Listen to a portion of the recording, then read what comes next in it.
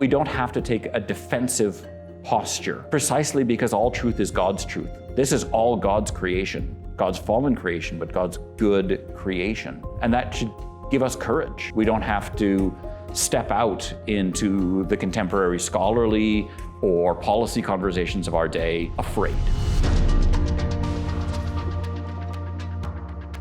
My name is Michael DeMoor. The program I teach primarily is politics, history, and economics. The point of Christian academics is not to keep the Christian faith safe from the intellectual currents of the world, or to keep the intellectual currents of the world safe from faith. An example of distinctively Christian approaches to public questions is, for instance, in the tradition of Christian nonviolence. And it's certainly not the only, it's not even the predominant Christian response to violence and war. There are crucial Christian traditions that have responded to the violence that's endemic in our world, from war to abuse, by dedicating itself to thinking deeply and to acting intentionally and to organizing communities around the imitation of Christ. And out of that has not just come a different way of living for those communities, but a set of resources,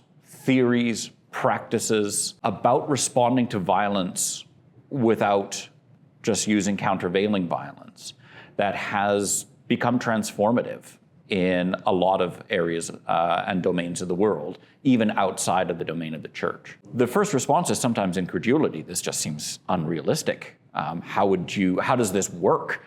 Surely that's not possible. I don't expect them all to become advocates of Christian nonviolence. That's not even my intention. But for them to see and to take seriously the realistic possibility of doing things differently from the way that we largely take for granted the world just has to work. It's not the only way that Christians have thought about this. It's not necessarily the one that we teach at King's, although you darn well need to learn about it, particularly in my War and Peace course. It shows the ways in which the Christian tradition can bring new and different things into public conversations that would not have been there otherwise. It's weird, but it's also beautiful and recognizable and obviously relevant.